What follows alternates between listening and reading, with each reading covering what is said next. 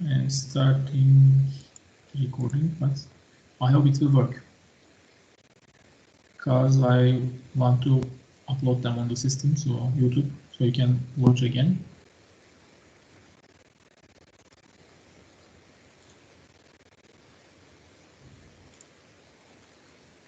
I don't know whether it's working or not.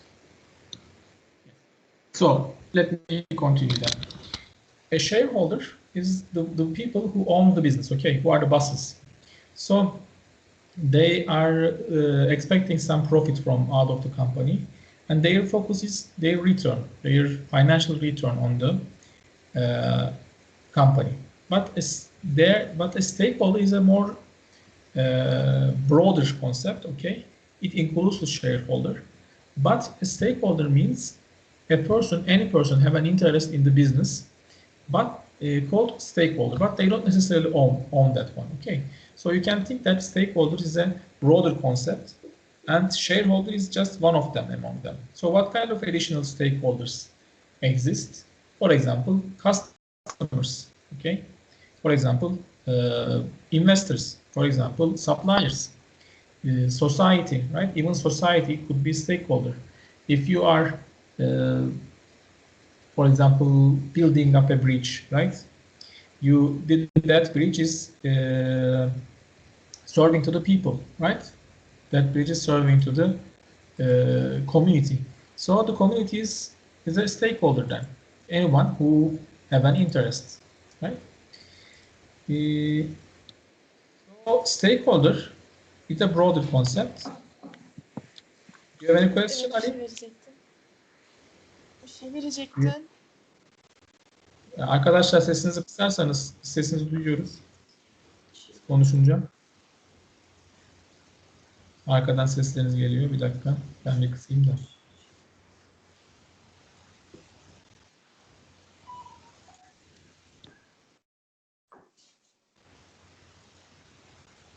Biraz kasıyor bu çok yüklü olunca. İnternet kasıyor ama idare edeceğiz artık.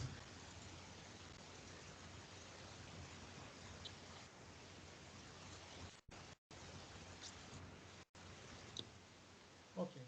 So a stakeholder is a broader concept than a shareholder. We understand that. What kind of stakeholders exist, right? Here you can see a colleague is a stakeholder. Employees, supervisors, investors, customers, suppliers, government, even society could be a stakeholder. So while making your job, while doing your business, okay, you should have considered their rights. You should have considered their impact on them. This is very important, okay? So an ethical behavior is actually talking about this. You don't only work for your shareholders, you don't only work for your owners, principals, right? Who own the company. You also have an impact to the society, impact to the customers, right? So ethics are actually about this. These are the principles and standards of the moral behavior that you need to do. That is required from the society. I mean, society should see that you are doing something right? If you engage in wrong actions, it could be harmful for you, right? For example, think about some companies who are polluting the air, who are polluting the nature, right? When you see that as a customer, you are their stakeholders, right? You are their customers. You have an interest in their operations. For example, we use some products like Head and Shoulders, like Blendax, right? These kind of products we use every day.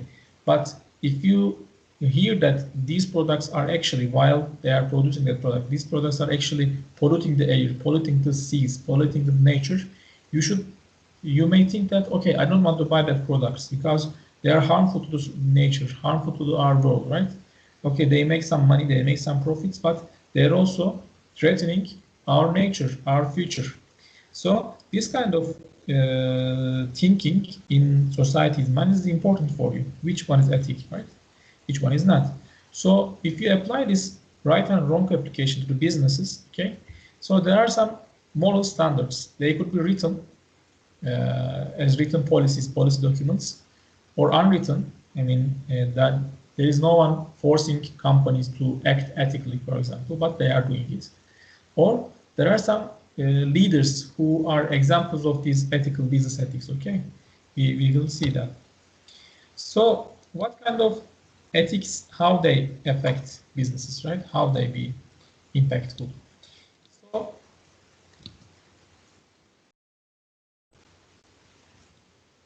I can't make full screen. I'm sorry, but I can make it bigger here like that, because when I do that, I couldn't control because of Teams is very heavy. Okay, two types of ethical decisions there are. One is ethical dilemma, okay? There are some conflicting situations in between. You need to choose, okay? For example, your company is losing some money, okay? It's a recession time, it's a depression time. You are losing some money, but you have some workers. You need to make a decision whether you fight the workers, okay, fire the workers, sorry, and their jobs to make some cost saving, or you will lose the shareholders' money. Which one do you need to choose, right? I mean, there is no one right answer for that. On the one hand time, maybe your company will get a huge losses, okay, which will affect the company, which will maybe damage your businesses a lot. Or on the other hand, there are some people who earn their living out of your company, and you don't want to fire them, right? So this is an ethical dilemma. I mean, which one to choose, right? And ethical lapse, a situation when someone makes a decision that is clearly wrong. We call it ethical lapse. For example, some company some manager just make a discrimination against a worker because of their, for example, color, because of their ideology or religion or background, right?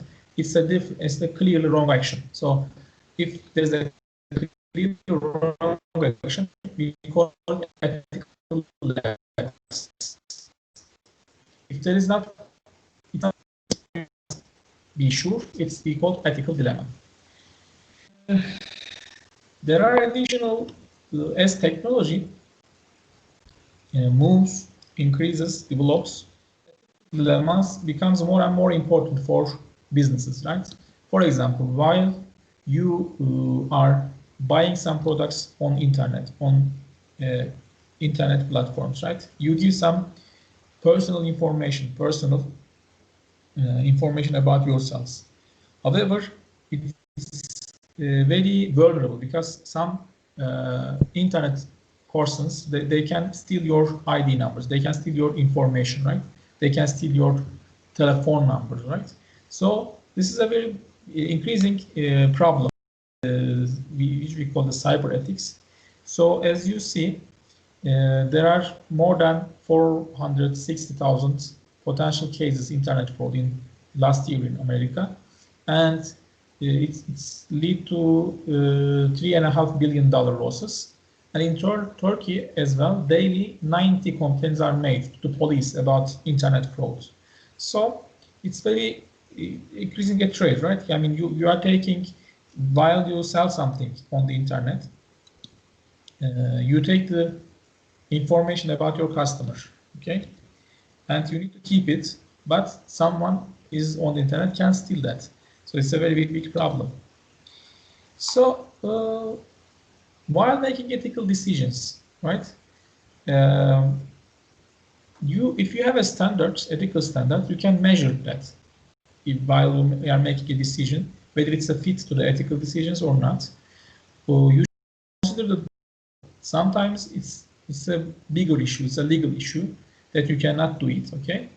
And sometimes it's just yourself, I mean, your own judgments and your own hard feelings, right? Because whether it's a good thing or wrong thing, I mean, you can decide that because there are general understanding of what is good and what is bad, right? You need to decide that. So what kind of questions that you can ask, okay? If it is up to you, if there is no standard, if there is no law to control that, what do you need to do? First of all, of course, if the decision is legal or not, you need to decide that. I mean, for example, someone want to give a bribe to you to handle its businesses, right? I mean, you should not accept it. It's not ethical. It's a legal thing. It's of course an unethical thing, right? To take bribes, rüşvet in Turkish, but it's also illegal. I mean, you cannot do that. However, if there is no legal restrictions, if there is no law telling you not to do something or not to do, so your decision, is it balanced? Okay, can you live with it? I mean, when you do it, you feel bad or good, right? And is it feasible? So many times, a combination of these approaches are needed, okay, to reach some decisions that will satisfy many stakeholders as possible. So, for example, you want to act ethically, but at the same time, you want to protect your business, right? So dilemmas occur at that times. I mean, while everything is very good, while you are making huge amounts of money, right? For example, it's not a problem for you. But while there are some crises, while there are some economic crises like today because of pandemic, right? I mean, what would you do? You cannot open your places. Think of you as an owner of the restaurant or a cafe, right? So you cannot open your cafes. There are restrictions, but at the same time you have some employees. What would you do, right? Okay, what would you do? Do fire them or just try to continue to give their salaries? You can write. You can give me an answer. I just wonder. Think about yourself at the start of the pandemic, 4 months ago. So you own a cafe, okay, and you have some workers. You have maybe 10 workers, right? But government just shut down your cafe. So what would you do? You keep whatever if it takes. I mean, you sell your house, you sell your car, and pay the salaries of your workers, or you just fire them. What do you think?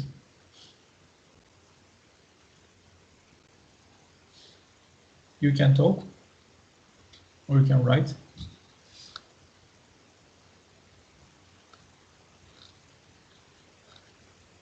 Yes, most of you would fire, right? I mean, you cannot do anything. Is it a good thing? It's not a good thing, right? But is it? What can you do more, right? So this kind of dilemmas actually exist, right? But good for me, and it's enough. Max said.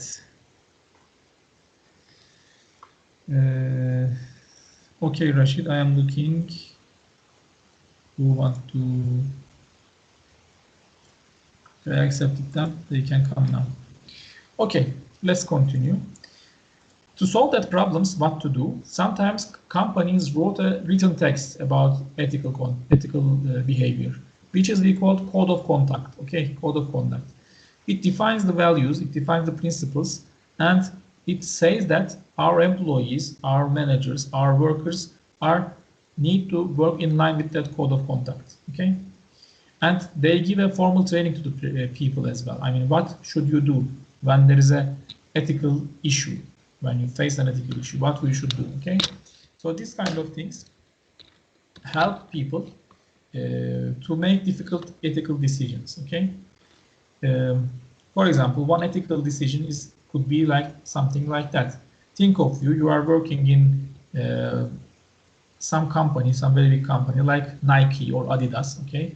And you are responsible from purchasing raw materials like clothing material, right? Like you need to buy some clothing material, and you have some options. I mean, you are operating in, let's say, in UK, United Kingdom, or United States of America, and if you buy that product from United States manufacturers, it will cost you, let's say, $10 million. But if you buy that product from China, it will cost you $1 million only. It's just very, very cheap, very, very cheaper, right? So, but you know that Chinese factories, okay, they are forcing children workers to produce that products. They are actually slaving children to produce that products. They use them as like slaves, right? And they are producing it cheaply. They give their workers less than $1 a day. They don't have any rights. They live in slavery conditions. So what would you do? Okay, it's not an illegal thing for you to buy from China, from that companies. Okay, but on the other hand, if you buy it from United States company, okay, it's 10 times expensive than China. So what would you do? What would you be your call in that kind of a situation? You can write your answers again on the chat platform, or you can talk if you want to. Many of the companies actually face these kind of problems, okay? It's very cheap from China. It's very cheap from India. It's very cheap from some Asian country, right? However, you don't know how they reach that product. You would buy from China for sure. You don't care for the children, but some companies, like for example, Starbucks, think about the quality is the same. Okay, think it like that, right? Some companies like Starbucks, for example, they say that we raise our coffee beans in a responsible production way. I mean, we don't, for example, have an impact to the nature of the Africa, they say. I mean, maybe it's more expensive for them to engage in such operations, but they're actually conducting these, right?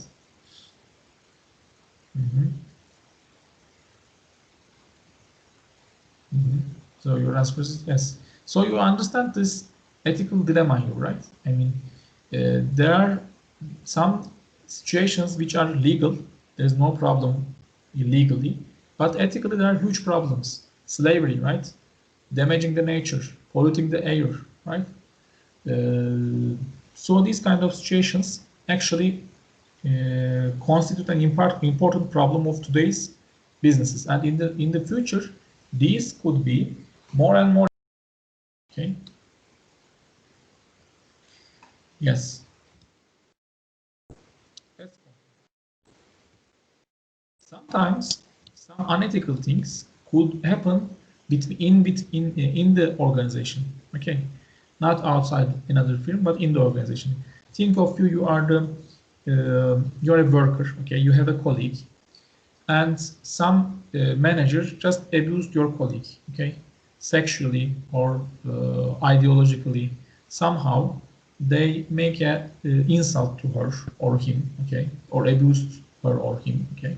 So what would be your reaction to that? Okay, if you just become silent because you don't want to lose your job, it's a weird situation, right? But if you say that, if you complain that, for example, maybe your colleague, your friend, just afraid of telling this to his supervisors because the person who did this is a very, very high level manager, okay, to her or to him. So we call it this process. If you tell them, if you report this situation, you will be a whistleblower, okay, whistleblowing, that we call it.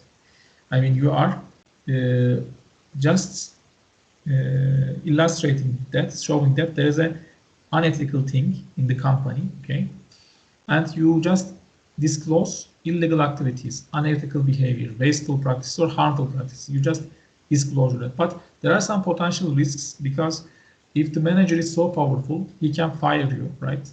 Or he can give you some emotional stress. He can give you an emotional pressure not to do that. But we call this process as whistleblowing, okay? And you hear these kind of things in some news, especially in United States or in worldwide, right?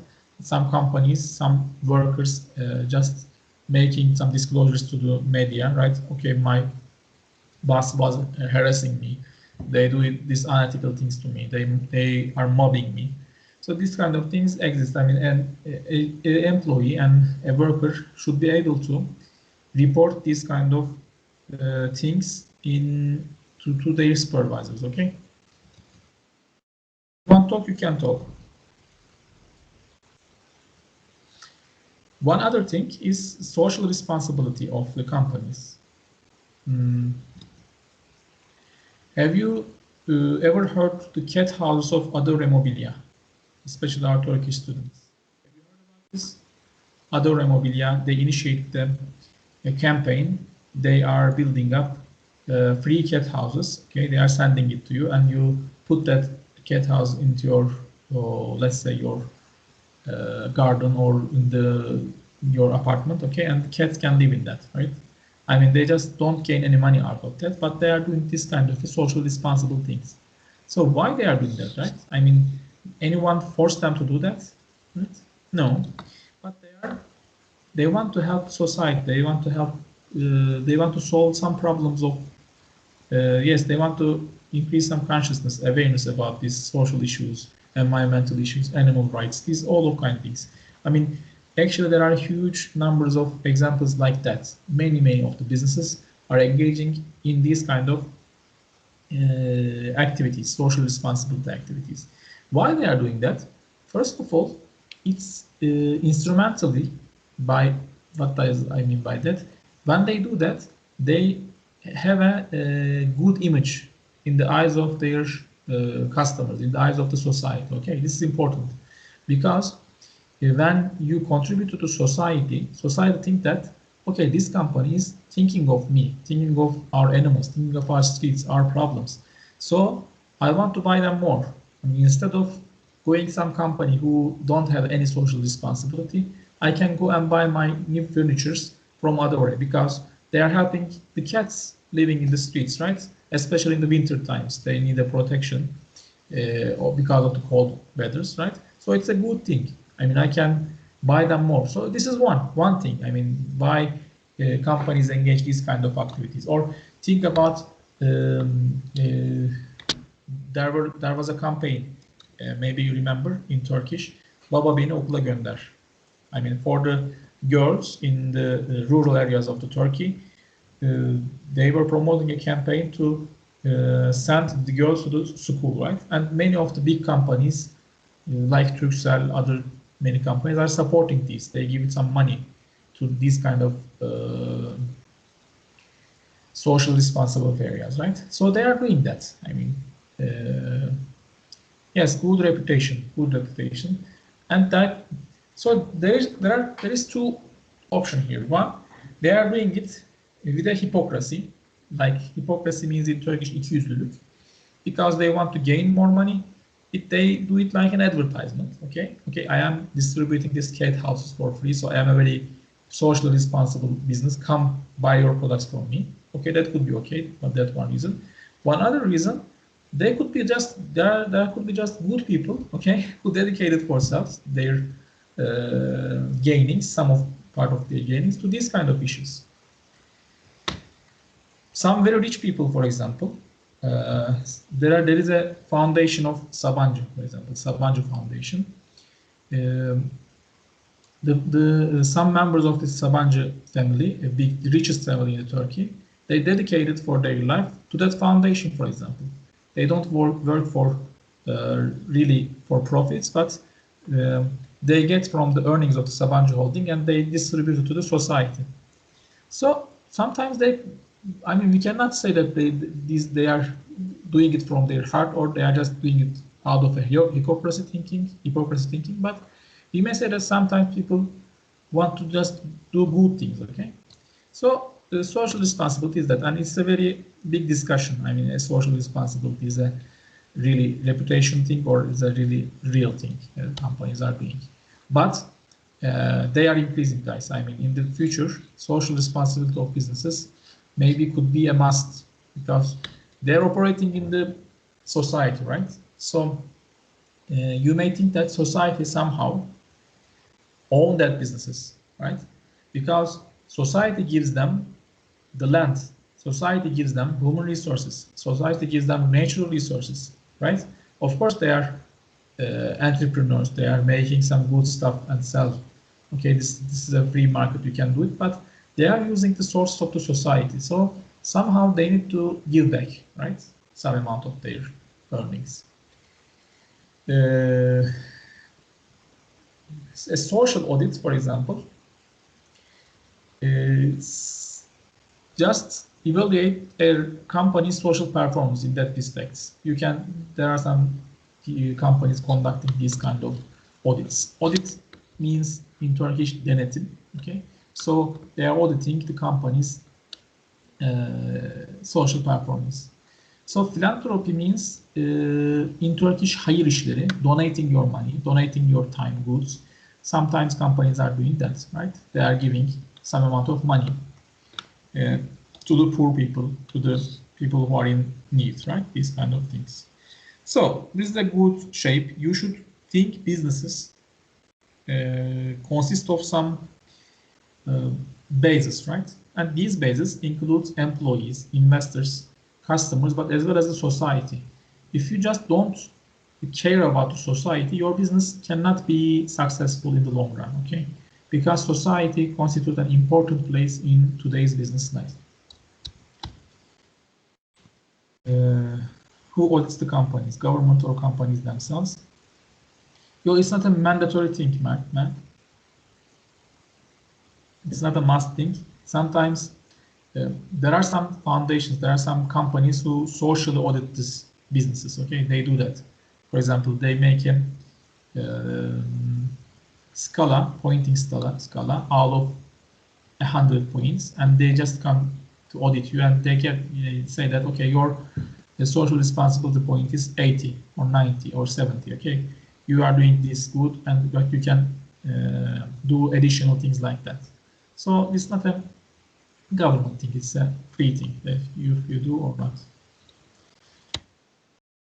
Kind of, for example, responsibilities could be, right? They asked some company managers and they say that, so we should be environmentally responsible, we should be ethical in operations, we should earn profits, we should employ local residents, we should pay taxes, right? So we should encourage and support employee volunteering, contribute money and leadership to charities. So these kind of things, as you see, they are going beyond the profit-making understanding of businesses. Just not only focusing on company earnings, making profits, making revenue, but they also want to be responsible to the environment, to be ethical to their stakeholders, right? Involved in the public development, economic and public development of their societies. For example, company donates 5 million to Earthwatch Institute, who helps botanically survey of rare plants in Cameroon, right? For the motor company, they are building up cars, right? Why they need to care these kind of an operation? But whether they want to give an image to their customers or they really want to contribute to the world, they are donating some of their money into these kind of institutions.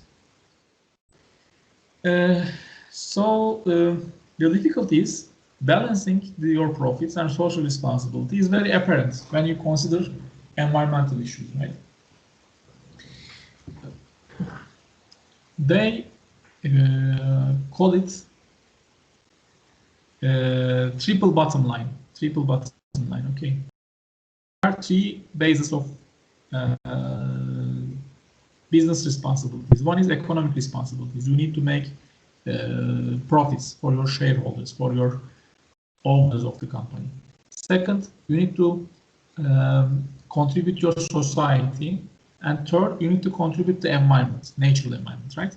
And customers, day by day, giving more value, more importance to the goods and services that businesses produce, but without polluting to the nature to some degree, okay? It's very important. You know about global warming, you know about the plastic issue, okay? And actually, day by day, we are harming our nature a lot because of our greediness, because of our consumption rates. We consume lots of plastic material. We consume lots of nature. These are huge problems, and in the future, you will be handling these problems.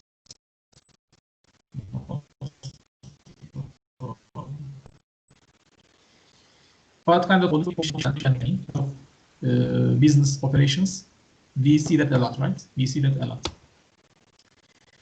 So there are some government efforts, legal efforts to reduce this pollution, starting from the 1960s, right?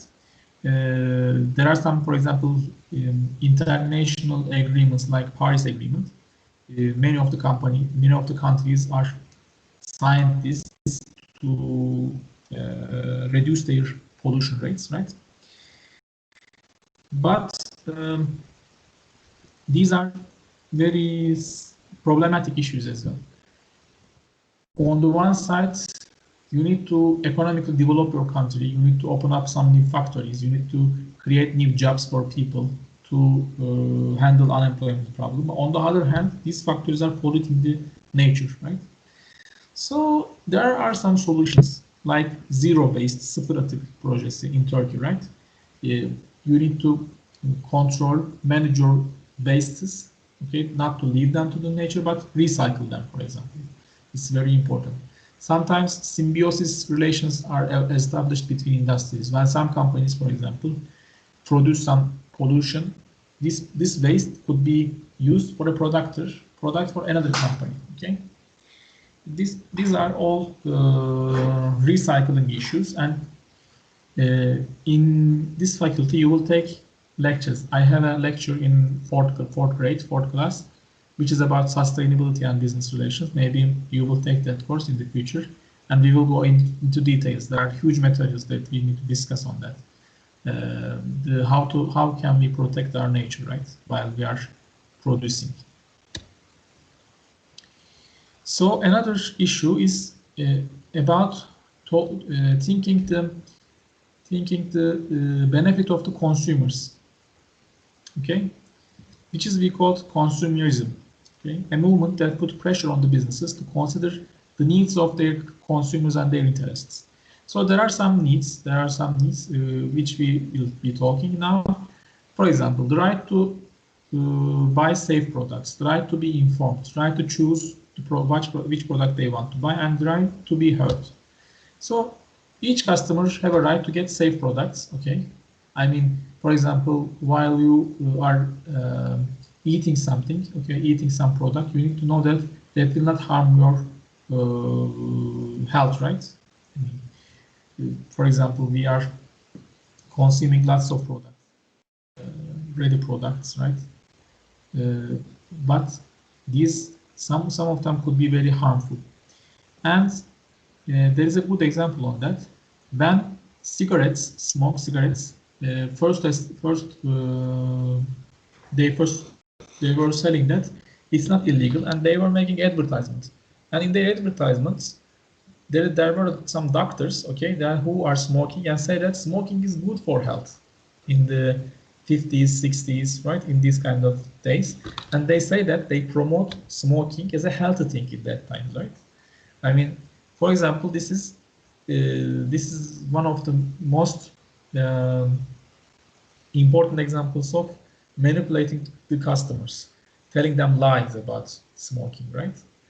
And there are some issues between companies like Coca-Cola or these companies. For example, they are selling their products. Actually, they are very harmful, right? If you produce them more, they are very harmful. But they promote their products like they are healthy, like they are increasing your life satisfaction, these kind of products, and they are not letting legal authorities to show their threats to the society, right?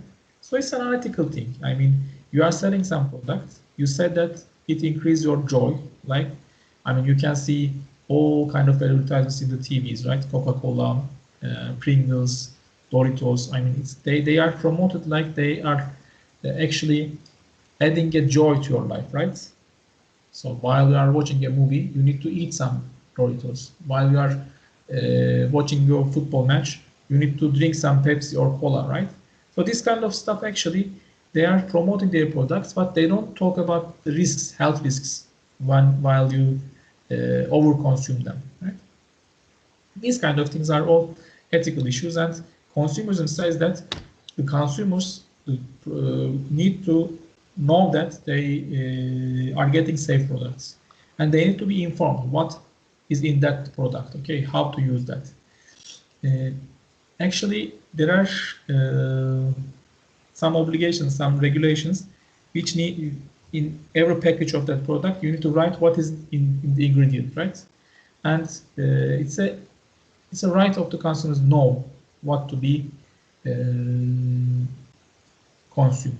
By the way, let me write here. There is a application, guys. I really like that. It's called ClickTag.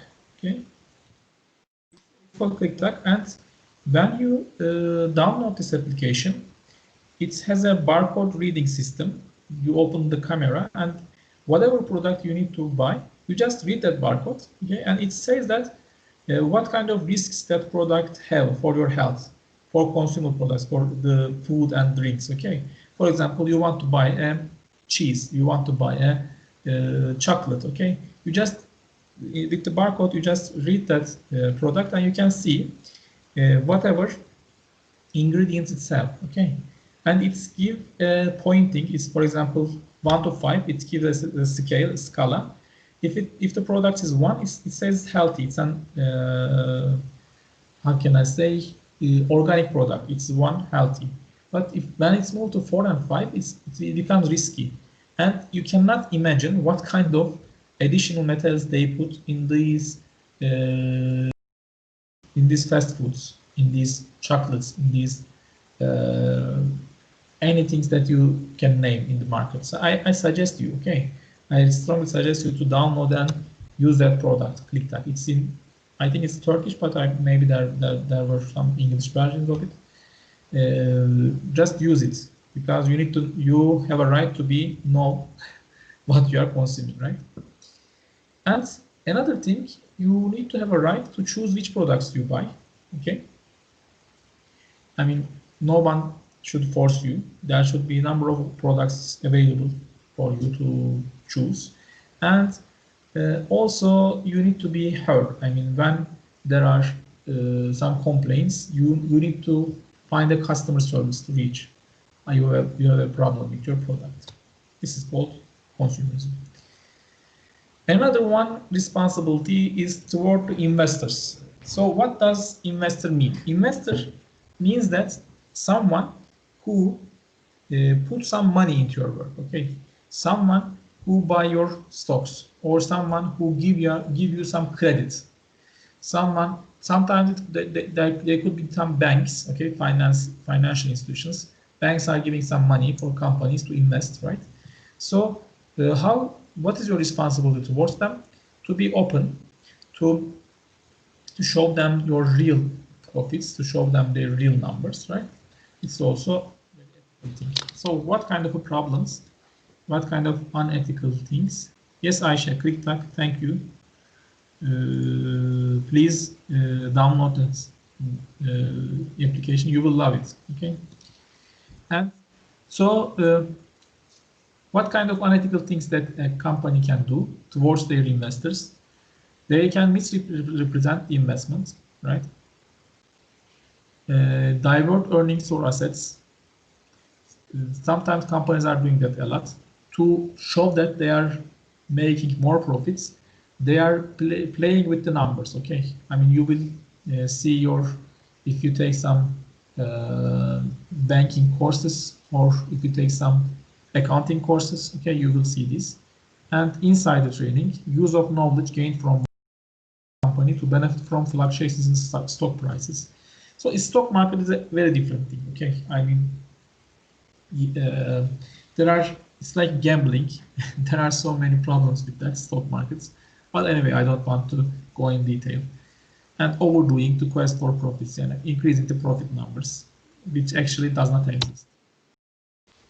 There are also responsibilities from employees, right? I mentioned a little bit, but there shouldn't be any discrimination. There shouldn't be any discrimination against any minority, any political thinking, any ethnic background, right? But it's a very big problem, especially in America, okay? African Americans, Hispanics, Muslims, right?